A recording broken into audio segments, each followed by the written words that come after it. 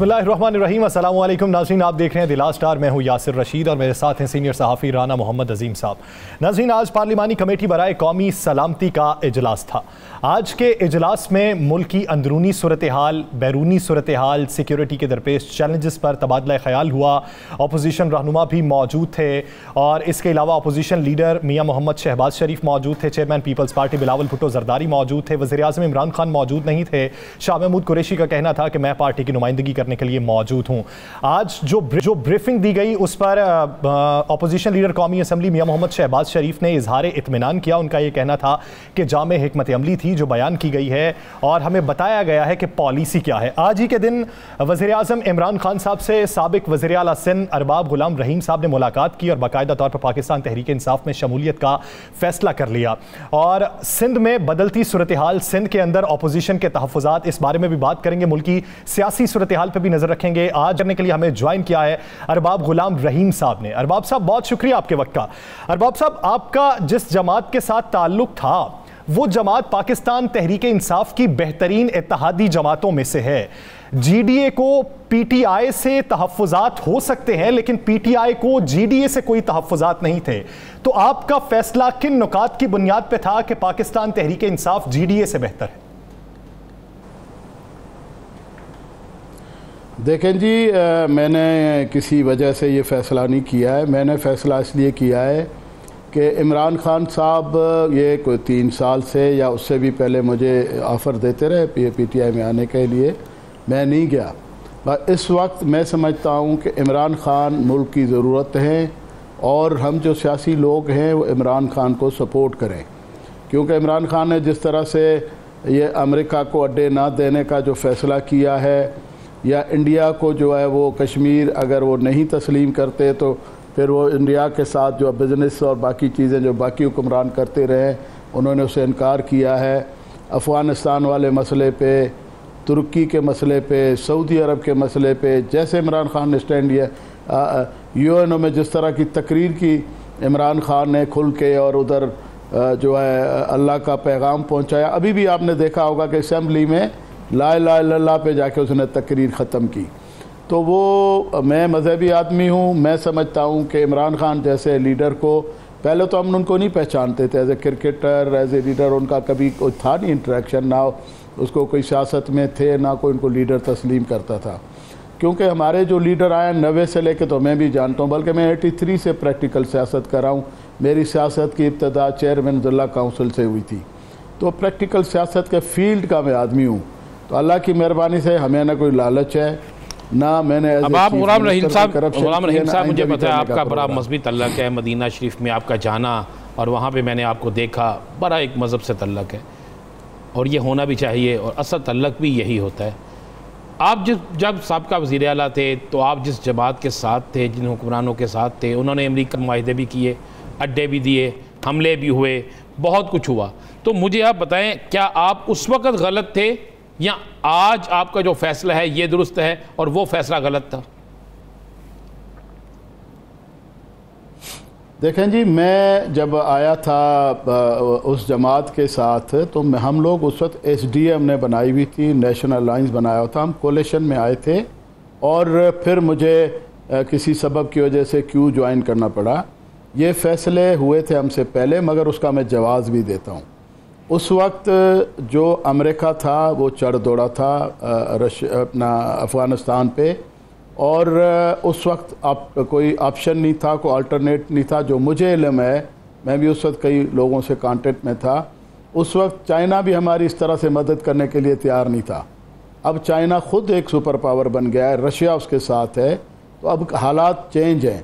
अब आप उसको नो कर सकते हैं, उस वक्त नो नहीं कर सकते थे। उस वक्त जो ये आपके अफगानिस्तान को जो आपका जो इस वक्त मौक़िफ़ है, यही मौक़िफ़ साबिक़ सदर परवेज़ मुशर्रफ साहब का भी था। उनका भी यही कहना था, हमारे पास ऑप्शन कोई नहीं था, बेहतरीन ऑप्शन यही लगा जो हमने अवेल कर लिया। इमरान खान सही बात है ना, सही था।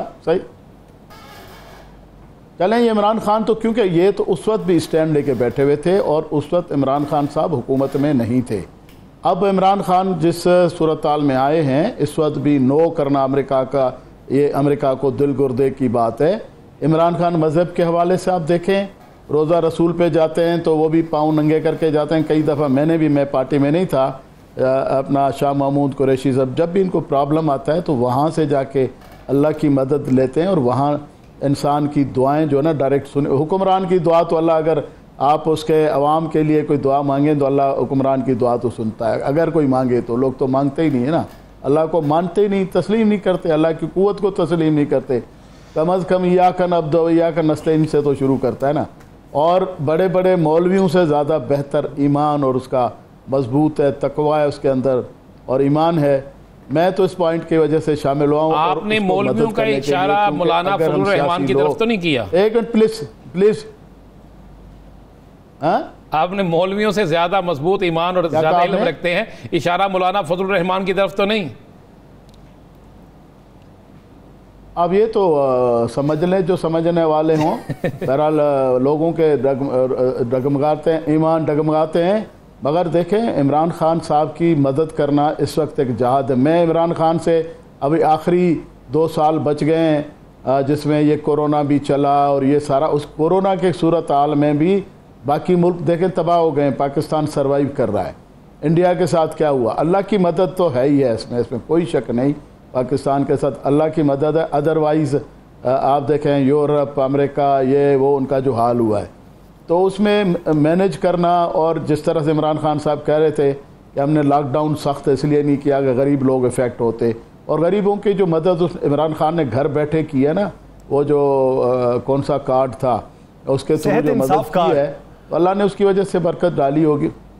सेहत इंसाफ कार्ड या जो भी कार्ड था, तो घर बैठे बग़ैर किसी रुश्वत के लोगों को बैंक के थ्रू पैसे मिल गए, मदद मिल गई।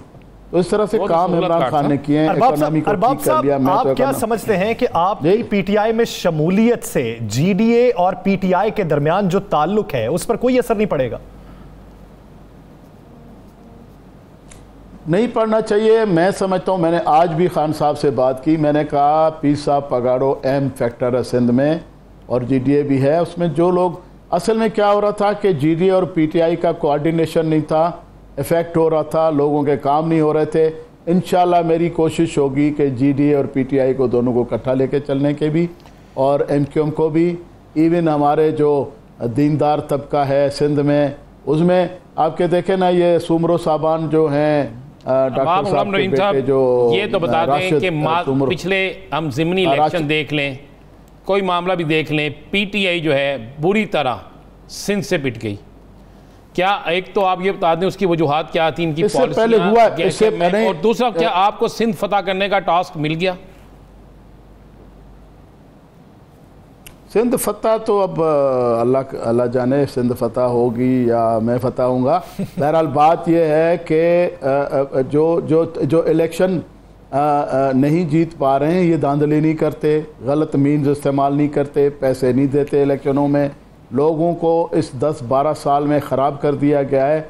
लोगों को आखिरी रात में पैसे देते हैं, आपके इलेक्शन स्टाफ सारे पैसों पे बिके होते हैं, आपका जो प्रोविंशियल गवर्नमेंट का स्टाफ होता है। ये कई फैक्टर्स हैं जनाब, इसमें कोई एक फैक्टर नहीं है।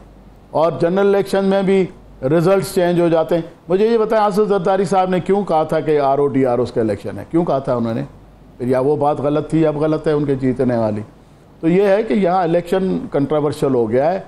आप देखें कि इलेक्शन कमीशन के मेंबर पार्टी बन के बैठे हुए हैं, क्योंकि हर एक पार्टी को हर सूबे का ये कहना है कि ये पैसा नहीं देते, धांधली की कोशिश नहीं करते, इसलिए ये हारे हैं कुछ सीटों पे। लेकिन उमरकोट का जो ज़िमनी इलेक्शन था, वो हारने पे आपने 2.5 साल परफॉर्मेंस पे तनकीद की थी कि अगर परफॉर्मेंस अच्छी होती तो इलेक्शन ना हारते। तो क्या अब आपको हालिया 6 माह के अंदर परफॉर्मेंस बेहतर होती दिखाई दे रही? ना, मैंने ऐसे नहीं कहा। मैं उस परफॉर्मेंस को ठीक करने आया हूँ ना भाई, कि मिलकर इनके परफॉर्मेंस ठीक करें। और मैंने ऐसे नहीं कहा था, मैंने कहा था कि इलेक्शन में देखें, इलेक्शन कमीशन उधर इलेक्शन उन्हें कमीशन पार्टी बनी हुई थी, और ये प्रोविंशियल जो ये सारे थे वो आके उधर मेरे ये कंप्लेन, इमरान खान साहब तो इधर बैठे हुए थे ना, मेरा ये कंप्लेन उधर हमारे, मैं तो जीडीए में था, और जो पीटीआई का हमारे दोस्त गवर्नर हाउस या जो गवर्नमेंट है वहाँ पे, उनके बारे में थी, उस वक्त थी। और वो मैं सही अभी भी कह रहा हूँ, वो थी मुझे कंप्लेन, और मैं अभी भी प्राइम मिनिस्टर से कहूँगा। और ये हारने का सबब हमने तो फिर भी 30,000 वोट लिए भाई उमरकोट से। हमने दूसरी सीट MNE की 50,000 वोट लिए, कराची के इलेक्शन में 4,000 5,000, सांगड़ में 4,000 5,000, आपके मातली की जो हाले पोतों के सामने सीट लड़ी उसमें तो मेरे ख्याल में वो चंद 100 वोट लिए। तो वो परफॉर्मेंस नहीं थी, तो इंशाल्लाह आप ठीक करेंगे ना। मैं अपने एक्सपर्टीज इस्तेमाल करूंगा। मसला हुआ और आपने तनकीद की कि ऐसे लोगों को दी जा रही हैं टिकटें जिनका तहरीक इंसाफ से तल्लक नहीं है, तो क्या अब वो लोग आपको पार्टी में बर्दाश्त कर लेंगे? नहीं, ये मैंने नहीं कहा था, लियाकत जतोई साहब ने कहा था, मैंने नहीं कहा था। उस वक्त मैं पार्टी में था ही नहीं, तो मैं क्यों कहूँगा उसमें भाई, मैं तो कैंडिडेट ही नहीं था।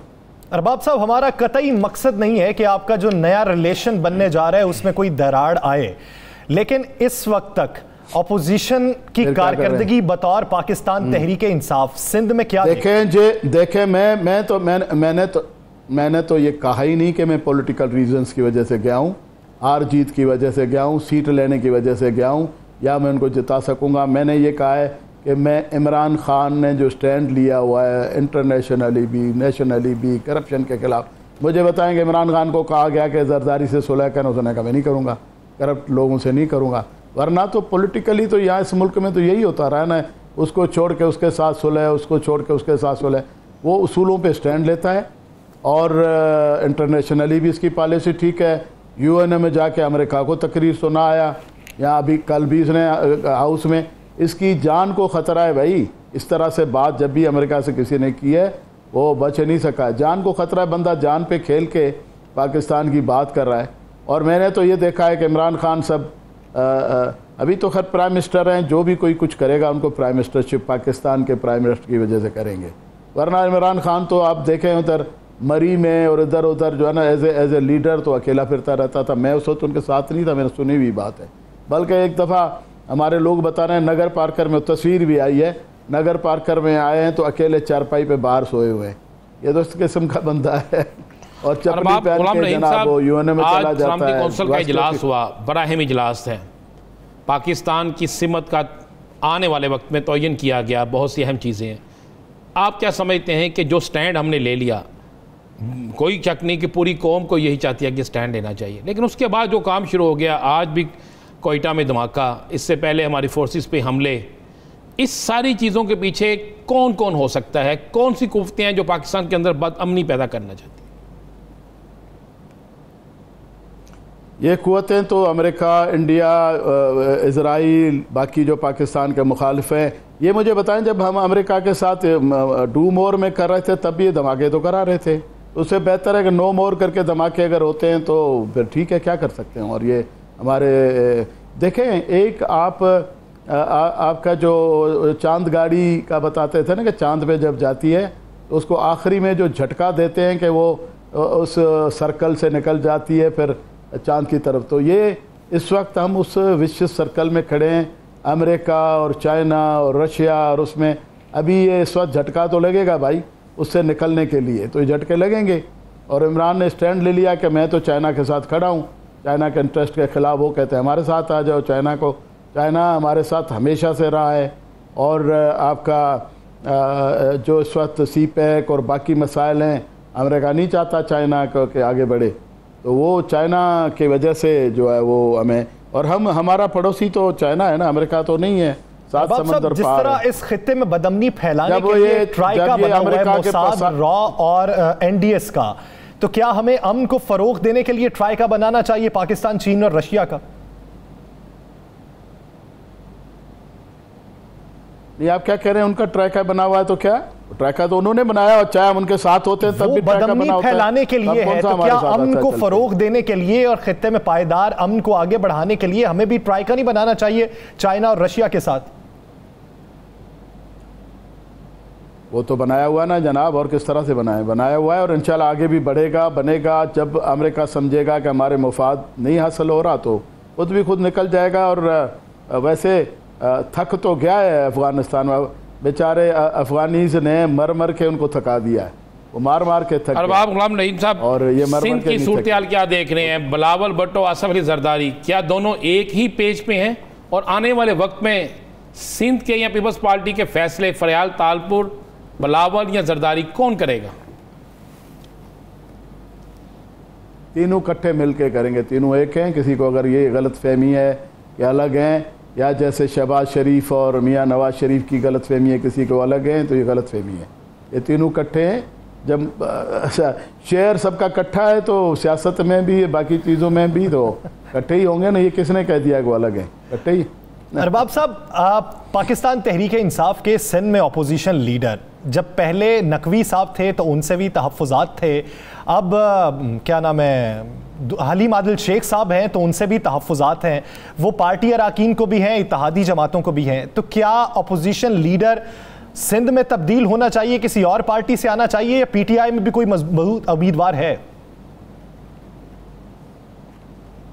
यार मेरा तो आज पहला दिन है, मैं ज़रा इस बात पे कमेंट नहीं कर सकता। नकवी साहब बहुत अच्छे इंसान थे, अभी ज़िंदा ही हैं, तो उनको हटाया गया। वो ज़रा खरे आदमी थे, ब्लंट आदमी हैं वो मेरी तरह, तो वो खरे आदमी हैं, इसी वजह से फिर हो गया होगा कई जगहों पे वो, बल्कि पार्टी के भी कोई पॉलिसीज़ के ख़िलाफ़ कमेंट्स दे जाते थे, शायद उसको किसी ने एक्सप्लॉइट किया।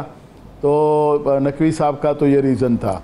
बाकी इनके पीछे ये जो पीपल्स पार्टी पड़ी हुई है हलीम आदिल शेख के पीछे, हलीम आदिल शेख इनको एक्सपोज करता है, जाके स्कूलों में भैंसें बंधी हैं वो दिखाता है, वो भागता दौड़ता बहुत है। और उनके ऊपर जो इल्ज़ाम लगाएं, जब वो पीपल्स पार्टी का एडवाइज़र था तो उस वक्त भी तो ये इल्ज़ाम थे ना, चीज़ें अगर थी तो उस वक्त भी थी।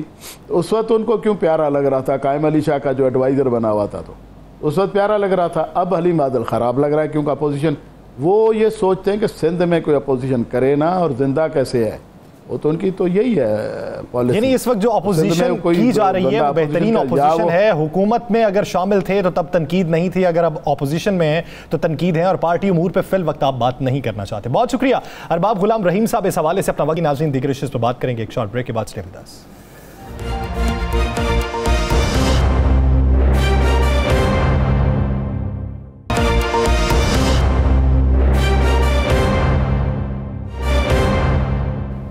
Welcome back. नाज़रीन, अपोजिशन बारहा तनकीद करे, सियासी तौर पे तनकीद करे, हुकूमती इक़दामात पे तनकीद करे, लेकिन आज के दिन ये देखने में आया कि अपोजिशन और हुकूमत एक प्लेटफॉर्म पे हैं इस मकासद के लिए कि अगर कौमी सलामती की बात आएगी, अगर उस पर इजलास बुलाया जाएगा, अगर उस पर हिदायत दी जाएंगी और सूरत हाल वज़ा की जाएगी, तो सब मुत्तहिद होकर हैं कि दुनिया को ये पैगाम दिया जाए कि अगर हम पर कोई आंच आएगी तो उसका दिफा हम भरपूर तरीके से कर सकते हैं। शहबाज शरीफ साहब का ये कहना कि जामे ब्रीफिंग थी, इजहार इत्मीनान भी किया, दूसरी पार्टियां भी अगर इजहार इत्मीनान करती हैं तो बेहतर बात है। आज ही के दिन कोयटा के अंदर एयरपोर्ट रोड पर धमाका हो जाना, हमारी सिक्योरिटी फोर्सेस की गाड़ी के करीब बेशतर अफराद का जख्मी होना, अस्पतालों में इमरजेंसी का नाफिज हो जाना, ऐसे वक्त में कि जब कौमी सलामती के हवाले से सब सर जोड़कर बैठे हुए हैं, तो यह भी एक तशवीशनाक बात है। हमें अपना लाहे अमल दुनिया पर भी वाजे करना है। सियासी सूरत हाल पर भी मजीद बात करेंगे। हमें यहां पर ज्वाइन किया पाकिस्तान मुस्लिम लीग नून के सीनियर रहनुमा जनरल रिटायर्ड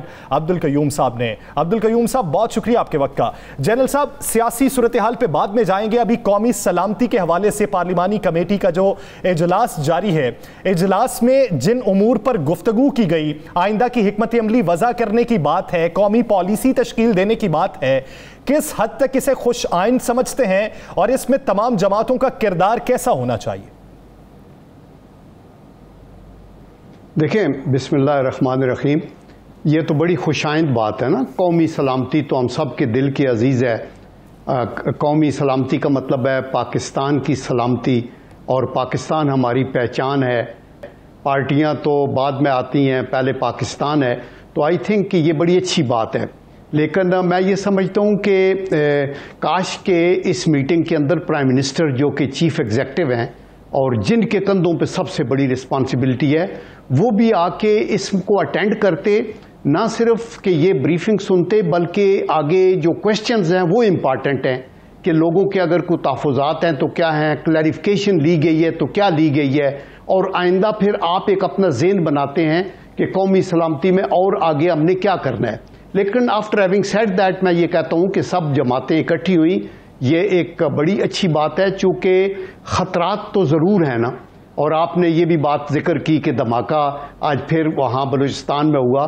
हमारी सिक्योरिटी फोर्सेस, अफवाज पाकिस्तान हो या सेकंड लाइन फोर्सेस या पुलिस हो, ये बहुत ही मेहनत और प्रोफेशनल एक एक्यूमेन के साथ काम करती हैं और बड़ी कुर्बानियां देती हैं। लेकिन दुश्मन भी बहुत तेज है, और दुश्मन जो है वो एक नामालूम दुश्मन है जिसका फेसलेस है।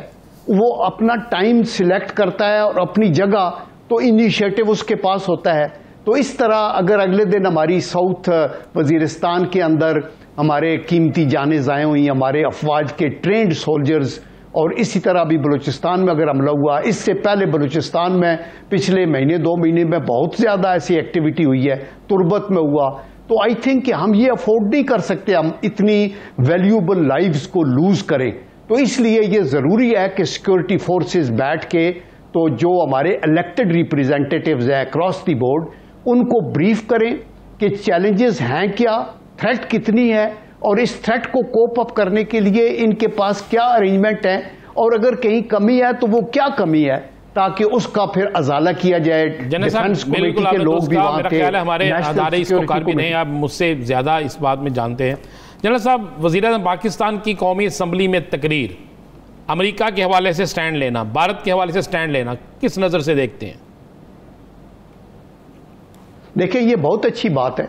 मेरे ख्याल में ये हमारी पाकिस्तानी कौम की जो हमारी उमंगें हैं उसकी आईनादार है। ये तो हम हमेशा कहते रहे हैं, जब ये ड्रोन हमले भी होते रहे तो पाकिस्तान में मैंने तो बड़े कॉलम भी लिखे, बोलते भी रहे कि ये हमारी जो सोवरेनिटी है उसके ऊपर ये अटैक है। हमें अपने मसाइल का हल खुद ढूंढना होगा, क्योंकि आप थोड़ी सी जगह देंगे तो वो आपने देखा ना कि वो शमसी बेस इस्तेमाल करते रहे, जैकबाबाद का अड्डा किया और अल्टीमेटली सलाला पे हमला करके तो 25 हमारे soldier, trend soldiers of the army, उनको शहीद किया, और उसके बाद फिर एबटाबाद के ऊपर भी आ गए।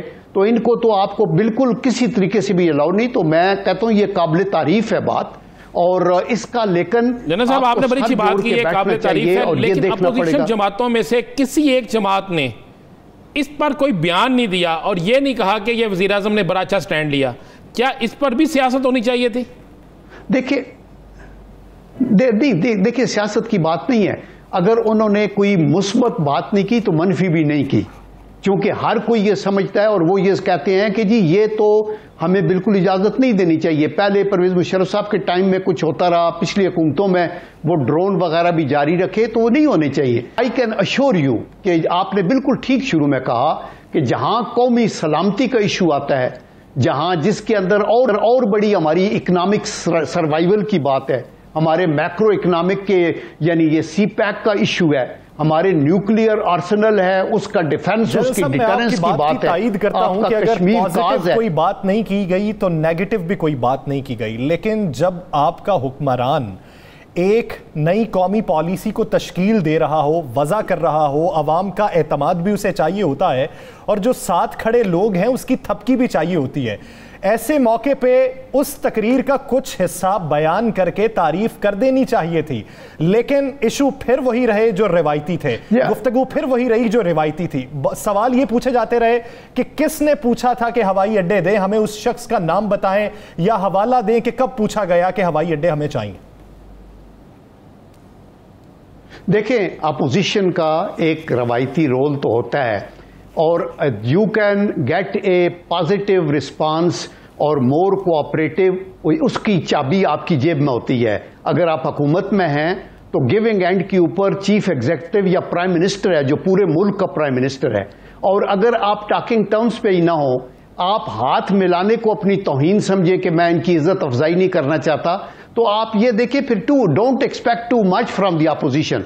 वो ये तो कहेंगे कि ये बड़ी अच्छी बात है, और ये जब वो कहते हैं कि किसने कहा है कि हम देंगे, तो मकसद उनका ये है कि वो इनडायरेक्टली तायद कर रहे हैं कि जो आप कह रहे हैं वो बिल्कुल ठीक बात है, और हम देयर इज नो क्वेश्चन कि हम अपनी सरजमीन के ऊपर किसी को अड्डा बनाने की वो दें। जनरल साहब, आपका बड़ा वसी तजर्बा है और बड़ी दूर तक आपकी नजर है जी। इस सारे सिनेरियो में जब वज़ीर आज़म ने स्टैंड ले लिया, और ये पाकिस्तान में बहुत कम ऐसा होता है और बहुत बड़ा स्टैंड लिया, इस सारे स्टैंड के बाद आप क्या समझते हैं इंटरनेशनल एस्टेब्लिशमेंट और दीगर गैर मुल्की क़ुव्वतें क्या पाकिस्तान के अंदर जमहूरियत के लिए और पाकिस्तान के लिए कोई ख़तरा होंगी? देखिए, पहली बात तो ये है कि मैं ये चाहूँगा और मैं ये एडवाइस भी करूँगा प्राइम मिनिस्टर को कि जॉइंट सेशन बुलाएं और उसमें सारे प्रोज एंड कॉन्स, ये जो बात आप कर रहे हैं ना, ये इंपॉर्टेंट इशू है कि हमें स्टांस क्या लेनी चाहिए, जो कि बिल्कुल क्रिस्टल क्लियर है। जो प्राइम मिनिस्टर ने कहा पूरी कौम उसके पीछे खड़ी होगी, लेकिन पार्लियामेंट के जॉइंट सेशन में एक रेजोल्यूशन के तौर पे इसको मंजूर कराएं, बंद कमरे में बैठ के जो कमेटी के कुछ लोग बैठ के रेजोल्यूशन बनाए उसको माने, फिर प्राइम मिनिस्टर का हाथ मजबूत होगा और वहां बैठ के ये देखा जाए कि हमारी वल्नरेबिलिटीज क्या हैं। क्योंकि आपको पता है कि आज दुनिया में कोई कानून नहीं है, जिसकी लाठी उसकी भैंस वाली बात है। चिट्टे लेके इन्होंने अफगानिस्तान पे हमला किया है, इराक पे वेपन्स ऑफ मास डिस्ट्रक्शन पे गए, ईरान के अंदर घुस के जो इजराइल को यूज किया या जो भी किया वो करते रहे, सीरिया, लिबिया वगैरह वगैरह। तो हमें ये सारी चीजें देख के तो उसकी रिस्पांस बनानी होगी। उसकी रिस्पांस हमारी जो है वो दो तरह की है। एक डिप्लोमेटिक लेवल के ऊपर आपको एंडेवर करनी, अपने साथियों को बताना है कि हमारे पास ये डिमांड थी, हमारा ये स्टांस है, हम किसी मुल्क के खिलाफ नहीं है, हम लेकिन किसी जंग में शामिल नहीं होना चाहते। जो प्राइम मिनिस्टर ने कहा हम अमन के साथी हैं और पीस के लिए हम साथ होंगे, तो ये उसके अंदर बैठ के सारी चीजें की जाएं और उसके बाद फिर ये इंप्लीकेशंस को देखा जाए और ये देखा जाए इसकी फाइनेंशियल इंप्लीकेशन क्या होंगी, इसकी सिक्योरिटी इंप्लीकेशंस क्या होंगी, इसकी डिप्लोमेटिक इंप्लीकेशंस क्या होंगी और उनके लिए आपकी काउंटर स्ट्रेटेजी और रिस्पांस क्या होगी। ये बड़ा प्रोफेशनली करने की बात है और उसके अंदर सर जोड़ के बैठना होगा और जॉइंट सेशन में पहले तकारीर हो और उसके बाद बैठ के इसको एक कौमी नुक्ते नजर हो और उसके अंदर स्ट्रेंथ होगी। उम्मीद करते हैं कि वज़ीर-ए-आज़म की जानिब से और पाकिस्तान तहरीक-ए-इंसाफ की जानिब से पोजीशन के हवाले से इस किस्म का मुस्बत रवैया देखने में आएगा। एक आखिरी सवाल जनरल साहब, सियासी सूरत हाल को देखते हुए आपका ताल्लुक पाकिस्तान मुस्लिम लीग नून से है, तो पाकिस्तान मुस्लिम लीग नून और पाकिस्तान पीपल्स पार्टी में बनती बिगड़ती जो दोस्ती और दुश्मनी है, इसका कारकुनान के जहनों पर छाप क्या पड़ेगा? देखिए, कारकुनान, हर पार्टी के अपने अपने कारकुनान हैं और वो कमिटेड हैं टू दी पार्टी लीडरशिप और पार्टी के जो अपना नजरिया या लाइन है। ये देखें, दो मुख्तलिफ पार्टियां, पीपीपी का एक अपनी सोच और अपना नजरिया है और अपना उनकी कंडक्ट है, मुस्लिम लीग नून का एक अपना है और उसके अंदर पब्लिक की पजीराई आपको पता है कि किसको है, कैसे है। ये बाई इलेक्शंस आप देख लें तो मेरे ख्याल में ये छोटे मोटे डिफरेंसेस होते रहते हैं। कई बयानात आए, आपने देखा फिर जो है बिलावल और शहबाज शरीफ साहब इकट्ठे बैठे, बहुत सी चीज़ों पे किया। कई दफ़ा हमारे, चूंकि ये कोई एक रेजिमेंटेड सिस्टम नहीं होता जिस तरह आर्म फोर्सेस में होता है, पॉलिटिकल एक लूज अरेंजमेंट है, उसके अंदर कुछ लोग अपने अपने बयानात दे के अपने ख्यालात का इजहार करते हैं। तो आई थिंक कि उसको जो है इग्नोर करना चाहिए। मुझे सॉरी के मुझे इसको नीचे करना पड़ेगा। तो ये है, मैं ये समझता हूं कि इसमें कोई वरी की बात नहीं है। कारकुनान के ऊपर तो एक लाइन उनको मिल जाएगी और वो उनको दी जाएगी। कारकुनान को एक लाइन मिल जाएगी। बयानिया वही है जो कारकुनान को हुक्मरानों की जानिब से दिया जाएगा या रहनुमाओं से दिया जाएगा। मैनिफेस्टो हर एक का अलग अलग होता है। ऐसी दोस्ती और दुश्मनी ज्यादा फर्क नहीं डालती कारकुनान के ज़हनों में। बहुत शुक्रिया जनरल रिटायर्ड अब्दुल कयूम साहब इस हवाले से अपना वक्त देने के लिए। नाज़रीन, दीगर इश्यूज़ पे बात करेंगे एक शॉर्ट ब्रेक के बाद। Stay with us.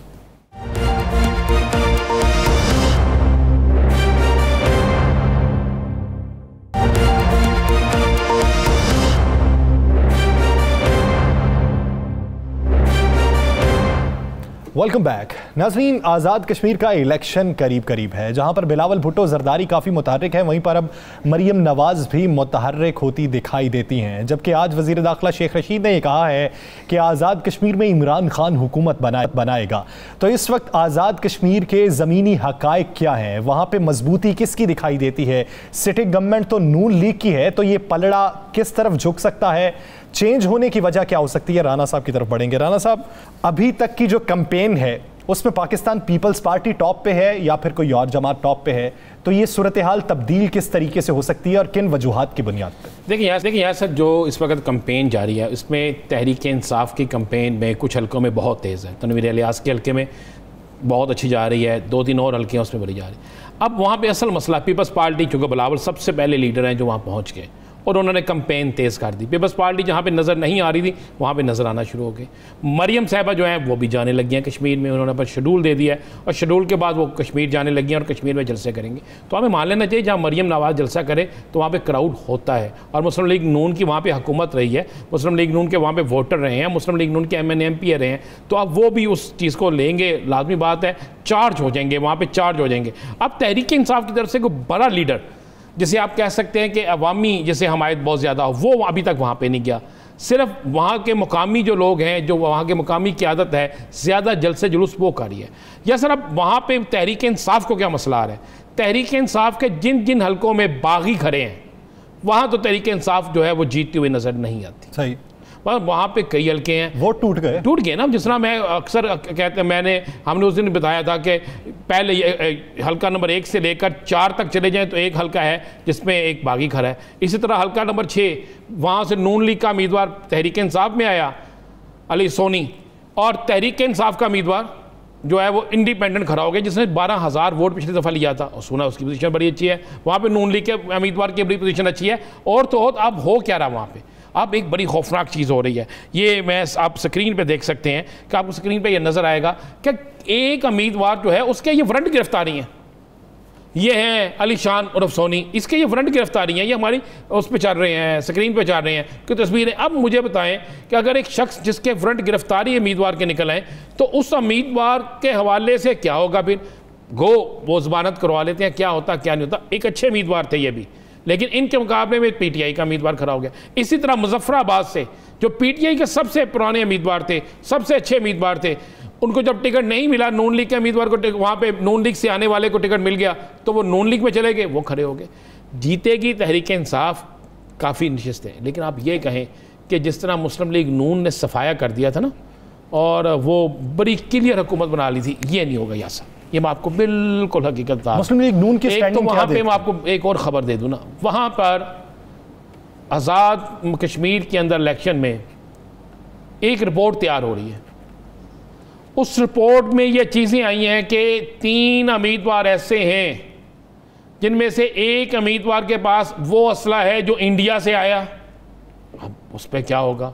एक के पास वो वायरलेस सेट है जो इंडियन इस्तेमाल करते हैं।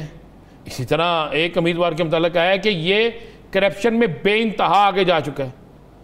अब 3 उम्मीदवारों की जो रिपोर्ट्स है उनकी बुनियाद पे अगर वो रिपोर्ट्स अगले चंद दिनों में वज़ीर आज़म के पास चले गई तो मामला देखें, वज़ीर आज़म तक कम्प्रोमाइज़ नहीं करते ऐसे मामला में, और ना हमारे हसासदारे कम्प्रोमाइज़ करते हैं कि ऐसे उम्मीदवार की रिपोर्ट ना बनाएं कि जो गलत हो।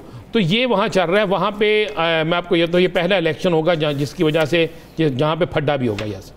और मरियम नवाज़ की कंपेन और बिलावल की कंपेन के बाद असल सूरत हाल सामने आएगी कि ऊँट किस करवट बैठता है। अब जिन लोगों का ये ख्याल है ना कि गिलगित बल्तिस्तान के इलेक्शन की तरह यहाँ पे भी होगा, अब सूरत हाल यासर बिल्कुल तब्दील है। जो नशिस्तें पाकिस्तान के अंदर है यहाँ पर भी पूरा मैच पड़ेगा। मैच इस तरह पड़ेगा कि मीडिया, सोशल मीडिया, अपोजिशन जमातें बहुत सी जगह पर एक दूसरे के साथ खड़ी हो जाएंगी। मेरी इत्तला ये है कि अपोजिशन ने यह फैसला कर लिया है कि जहाँ पर हमें धांधली या कोई ऐसी हुकूमती शख्सियत नज़र आए जो कुछ गलत कर रही हो तो फिर उस पर हम सब इकट्ठे हो जाएं और इनके ख़िलाफ़ खड़े हो जाएं। तो ये होने जा रहा है आज़ाद कश्मीर का ये इलेक्शन। शेर रशीद साहब अपनी जगह देखें, शेर रशीद साहब की 80 पेशन गोइयाँ जो होती हैं ना वो गलत साबित होती हैं, और फिर वो अक्सर कह देते हैं ना, आपको पता है अक्सर शेख साहब का कहना होता है वो छुरी ख़राब हो गई, बकरा छुरी के नीचे नहीं आया। शेख साहब आप ये देखें, पंजाब में से PMLN निकली, GB में से PMLN निकली, विफाक में से PMLN निकली, तो क्या अब कश्मीर में से भी PMLN निकलेगी? देखिए, एक एच तो होता है जिसकी हुकूमत होती है वो इलेक्शन जीतता है, लेकिन मैं फिर वो कह रहा हूँ अब पहले वाले हालात नहीं है, बिल्कुल नहीं है हालात। अब हालात बहुत तब्दील हो गए हैं यासर। आप देख लीजिएगा, इलेक्शन आ गया सर पे, आप इलेक्शन में रिजल्ट देख लीजिएगा, आपके सामने आ जाएंगे। बल्कि इलेक्शन से पहले देख लीजिएगा, चंद दिन में इलेक्शन कैंपेन तेज़ हो रही है, आपको नज़र आ जाएगा। मैं वो कुछ चीज़ें ऐसी हैं जो आप बयान नहीं करना चाहता। सब क्या वजह है कि एक जानिब आप कश्मीर के सफ़ीर होने का भी दावा करते हैं, उनका मुकदमा लड़ने का भी दावा करते हैं, दर्द भी आपका ही ज़्यादा है, फिर वहाँ के अवाम वोट क्यों नहीं देंगे PTI? मुझे एक बात बताएं, कश्मीर के लिए सबसे ज़्यादा बात जमात इस्लामी करती है। कश्मीर के लिए जमात इस्लामी बहुत करती है, बड़ी देर से कर रही है। जमात इस्लामी ने कभी कश्मीर से नशिस्तें ली? चले मुझे बता दें। यार सर हकाइक पे हमें आना चाहिए ना मेरा भाई, अपने दिल की ख्वाहिश बयान नहीं करनी चाहिए, हमें हकाइक पे आना चाहिए। आप तो अपने दिल की ख्वाहिश बयान करते हैं ना, अक्सर आपके दिल की ख्वाहिश, लेकिन मैं बात कर रहा हूं कि हमें हकाइक पे आना चाहिए। अगर कश्मीर की बात करने की बात है, कौन सी जमात है जो कश्मीर की बात नहीं करती? लेकिन अब बातों से मामला आगे निकल गया हुआ है। अब मामला है कि देखिए कश्मीर के लोग जो हैं वो सहूलतें चाहते हैं, कश्मीर के लोग अपने मसाइल का हल चाहते हैं, कश्मीर के लोग जो हैं वो बहुत सी ऐसी चीज़ें चाहते हैं जो शायद हमारे हुक्मरान नहीं दे सकते, वादे नहीं कर सकते। यानी वो चीज़ें क्या हैं, तरक्याती काम है, वहाँ के लोगों की बहुत सी डिमांड्स हैं और जायज़ डिमांड्स हैं। अब आप कहें कि एक और मैं आपको बड़ा क्लियर बता दूँ, पाकिस्तान में होने वाली महंगाई का असर क्या आज़ाद कश्मीर में नहीं है? तो फिर आप मुझे बताएं कि उस असर को, यही जो बात आप कह रहे हैं, क्या पंजाब में और पंजाब के चारों सूबों में होने वाले ज़मीनी इंतखाबात में पीटीआई को नज़र नहीं आई, पीटीआई को उसका रिजल्ट नहीं मिला? तो आप किस तरह कह सकते हैं कि वो रिजल्ट जो है कश्मीर में नहीं मिलेगा, वो कश्मीर के इलेक्शन में नहीं मिलेगा? यानी पीटीआई की उम्मीदें जो है, पीटीआई दो नंबर नहीं ना करती, पीटीआई जो है वो वोट दो नंबर तरीके से कास्ट नहीं करती, पीटीआई जो है वो बदमाशी नहीं करती, पीटीआई जो है हमें ये मानना चाहिए वो अपने सरकारी सोर्स इस्तेमाल नहीं करती। तो इलेक्शन जीतने के लिए सारी चीज़ें ज़रूरी है, साहब का हुकूमत करती थी, ये नहीं करते तो फिर। तो इस वक्त सूरत हाल जो है वो पाकिस्तान तहरीक इंसाफ के बज़ाहिर हक में दिखाई नहीं देती। कहना यह है कि आने वाले दिनों में कश्मीर में सूरत हाल किस हद तक तब्दील होती है, किस पार्टी का पलड़ा ज़्यादा भारी होता है। नाज़रीन दीगर इश्यूज़ पे बात करेंगे एक शॉर्ट ब्रेक के बाद। Stay with us.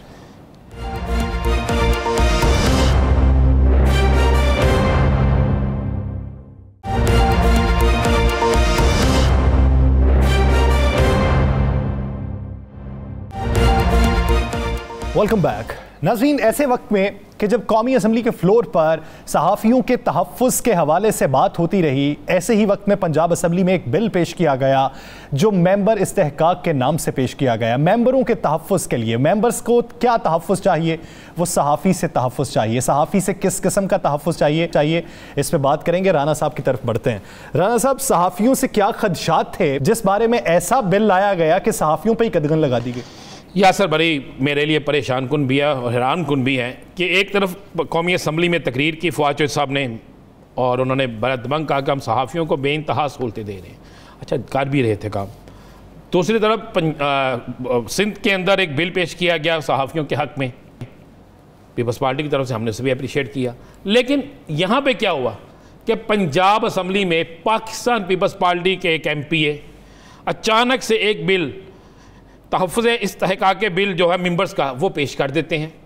Muslim league नून के मलक अहमद खान साहब उसकी तायीद करते हैं, PTI और काफ लीग सारी उसकी हमायत कर देती, और ये बिल मंजूर हो जाता है। अब इस बिल में क्या है भाई? वैसे आप कह दें कि सहाफ़त की ज़ुबान बंद करनी है, वैसे आप कह दें कि सहाफ़ियों को मुजरम बनाना, वैसे आप कह दें कि सहाफ़ियों को हथकड़ियाँ लगानी है, वैसे आप कह दें कि हम किसी सूरत में सच लिखना, सच बोलना नहीं दिखाते। हमारा जुर्म क्या है कि कौमी असम्बली में एक दूसरे को गालियाँ निकालें तो हम TV भी दिखा देते हैं, अच्छाई भी दिखाते हैं, बुराई भी दिखाते हैं। हम तो गालियाँ जो होती हैं वो रोक देते हैं ना, सिर्फ लब कचाई दिखा देते हैं। अगर आप पंजाब असम्बली में कुछ करते हैं हम वो दिखा देते हैं, अगर सिंध असम्बली में कोई लेके जाता है 4 भाई हम वो भी दिखाते हैं, बलोचिस्तान असम्बली में कुछ होता है भाई, हम मीडिया का काम है काय को सामने लाना, हम पाकिस्तान के खिलाफ कुछ नहीं दिखाते, हम ये जरूर दिखाते हैं कौन क्या है क्या नहीं। उस पर बड़ा दुख हुआ। और पंजाब असम्बली में जो बिल पास हुआ है उसमें उन्होंने कहा गया जी कि अब कोई भी ब्यूरोक्रेट्स या सहाफ़ी असम्बली में तल्ख कलामी करेगा तो सज़ा भुगतेगा।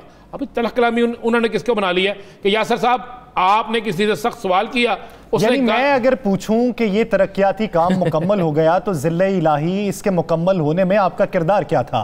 अगर वो मुकम्मल नहीं हुआ तो मैं उनसे सवाल नहीं कर सकता कि ये किस वजह से मुकम्मल नहीं हुआ। और मजे वाली बात है, ये बिल जो पंजाब असम्बली में पहुंचा तो इसको अदालती एहतियारात मिल गए हैं। और इसमें क्या है? इसमें है जनाब, बिल की दफ़ा 11 के तहत मेंबर्स के इस्तेहकाक के खिलाफ वर्जी पर काबिल सज़ा जुर्म होगी, और बिल के तहत जुडिशल कमेटी बनाई जाएगी। जुडिशल कमेटी के बाद 6 माह कैद की सज़ा और 10,000 जुर्माने के इख्तियारात होंगे। यासर साहब अब तो हथकड़ियाँ लगेंगी भाई। ये क्या हो गया कि इस पाकिस्तान के अंदर जहाँ पे आज़ादी सहाफ़त की बात है, अब एक एंकर से ये भी हक छीन लिया जाएगा, एक रिपोर्टर से ये भी हक छीन लिया जाएगा कि वो जनाब किसी MPA MNA से, किसी वजीर से ये ना पूछ ले कि आपने फलां चीज़ गलत क्यों की, क्योंकि वो कहेगा इसने गुस्से से पूछा है, जनाब इसके खिलाफ एक ले है। भाई ये क्या है? मुझे तो हैरान किया है। चौधरी परवेज़ इलाही साहब, सहाफ़ियों के बेहतरीन दोस्त, किस तरह बिल मंजूर हो गया? जनाब उस्मान बुज़दार साहब बेहतरीन सहाफ़ियों के लिए बात करते हैं, किस तरह बिल हो गया मंजूर, ये बड़ी एक हैरानकुन बात है, किस तरह हो गया। और तीनों बल्कि चारों जमातें जो वहां पे है, पीपल्स पार्टी सिंध में कुछ, यहां पे कुछ, मुस्लिम लीग नून साथ, तहरीक इंसाफ साथ। राना साहब एक मशवरा दे देते हैं हुकूमत को, दुनिया तरक्की पजीर होती जा रही है, तरक्की याफ्ता होती जा रही है, तरक्की करते करते रोबोट भी ऐसे आ गए हैं जिसे आप बिठा दें, जो फीड करें वो बोलता रहेगा, वैसे रोबोट लाके फिर स्क्रीन पे बिठा लें, उनसे बुलवा लें जो बुलवाना। मुझे लगता है ये यही चाहते हैं, लेकिन ये नहीं होगा। इसलिए नहीं होगा कि पाकिस्तान के सहाफ़ी जो हैं वो भी जिंदा हैं, पाकिस्तान में आज़ादी सहाफ़त की जंग लड़ने वाले मौजूद हैं। मैं तो तमाम पाकिस्तान के एंकर से कहूँगा निकलें बाहर, सबको हमें अपने हक के लिए निकलना होगा। कल हम कर रहे हैं गवर्नर हाउस के बाहर पाकिस्तान के सहाफ़ी इकट्ठे हो रहे हैं, वहाँ पे PUJ के सदर शहजाद भट्ट भी होंगे, लाहौर प्रेस क्लब के सदर भी होंगे, वहाँ पे मैं खुद भी होऊंगा, GM जमाली हमारे PFJ के सदर भी होंगे, वहाँ पे एमरा के सदर आसफ भट्ट भी होंगे, वहाँ पे अशरफ मजीद होंगे जनरल सेक्रेटरी PUJ के, हर वहाँ पे लोग वहाँ पे मौजूद होंगे। इसलिए मौजूद होंगे जनाब कि ये नहीं हो सकता कि अब हम क्या होगा, यहाँ तो बिर वैसे हुकूमत हमें दे, हथकड़ियाँ भेज दे हर दफ्तर के अंदर कि जनाब इन एंकर्स को, इन रिपोर्टर्स को, इन कैमरामैन को हथकड़ियाँ लगा दें, इनके मुंह पे टेप लगा दें और इनको फ्री हैंड इनको ये कह दें कि आप खामोश हो जाए और हमारी जगह जो आप कह रहे हैं ना एक बुद्ध, वो बुद्ध बना के खड़ा कर दें, उसको बिठा दें, एक रिपोर्ट पे टकरा दें, जी बोल भाई, बोल काका, बोल मुझे मुझूरे, क्या कहना है, हो गया जनाब, बल्ले बल्ले बल्ले बल्ले, बहुत अच्छे। ये नहीं हो सकता। पाकिस्तान के मीडिया ने पाकिस्तान की नशोनुमा में अपना किरदार अदा किया है। पाकिस्तान का मीडिया पाकिस्तान के साथ खड़ा है। पाकिस्तान के मीडिया ने कभी कोई ऐसी चीज़ नहीं दिखाई, हम आप अक्सरियत जो मीडिया है कि जिसमें पाकिस्तान के ख़िलाफ़ क्यों जाते हो। हम तो पाकिस्तान की जंग ला रहे हैं, हम तो पाकिस्तान में जमहूरियत की जंग ला रहे हैं और जमहूरी इदारे वो काम कर रहे हैं जो आमरीत के दौर में भी नहीं हुआ। या सर ये कैसा बिल है? क्या आमरीत के दौर में ऐसा बिल पास हुआ था कभी? यार हम तो मैं तो हैरान हूँ। और मैं तो आपको एक ये भी बात बता दूँ, तीनों चारों जमातों के अंदर बड़े जो ऐसे MP MNA हैं जो आज़ादी सहाफ़त के साथ खड़े होते हैं, वो इस पर परेशान है। उन्होंने कहा जी हमें तो बताया ही नहीं कि इस बिल में था क्या, इतनी तेज़ी से इतनी जल्दी से ये बिल लेके सामने आ गए और उस पर फड्डा भी पड़ा। मुझसे खुद पीपल्स पार्टी के कुछ रहनुमाओं ने कहा कि राना साहब हम इसका हिस्सा नहीं है। राना साहब लीग नून फिर एक पैगाम देते हैं कि जब तक हम बैठे हैं रोबोट हमारी जगह नहीं ले लेते, हमारे मुंह से जो निकले वही सदाकत है, हमारे मुंह में तुम्हारी जुबान थोड़ी है। जब तक बैठे हैं ये नारा लगाते रहेंगे, जब रिप्लेस हो जाएंगे फिर रोबोट जो मर्जी कहते हैं। बिल्कुल इसी तरह जी कि हम सच बोलते हैं, सच लिखते हैं, सच सामने लाते हैं। 92 को कितनी ज्यादतियों का निशाना बनाया गया आपको याद है? साबका दौरे हुकूमत में बेइंतहा मुकदमा दर्ज करने की कोशिश की गई, अदारे के बंद कराने की कोशिश की गई, लेकिन डटे रही हमारे जो ऑनर्स थे, डटे रही हमारे उस वक्त की मैनेजमेंट थी, डटे रहे हमारे रिपोर्टर, अल्लाह के फजल करम से आज खड़े हैं। इसी तरह बाकी दीगर चैनल्स के खिलाफ भी हुआ। तो ये तो बड़ी क्लियर है, जब तक हम हैं, जब तक पाकिस्तान में एक भी गैरतमंद सहाफ़ी मौजूद है, कोई भी हुकूमत जितना मर्जी जोर लगा ले वो इस पे अपने इस मिशन में कामयाब नहीं हो सकेगी। नाज़रीन, जब तक ज़बान मुंह में है, जब तक हिम्मत है, जब तक जान है, सच का आलम बुलंद करते रहेंगे। अगर आप अपनी ही मौक़िफ़ हमारे मुंह से दिलवाना चाहते हैं, हमारे मुंह से वो अल्फाज अदा करवाना चाहते हैं जो आपकी जहनीत के मुताबिक हों, तो फिर ऐसा हमारे होते तो हो नहीं सकता। तब्दील करवाइए, ज़ोर लगाइए, ज़ोर बाजू आजमाइए। द लास्ट स्टार से मुझे और राना अजीम साहब को दीजिए इजाज़त। अल्लाह निगहबान।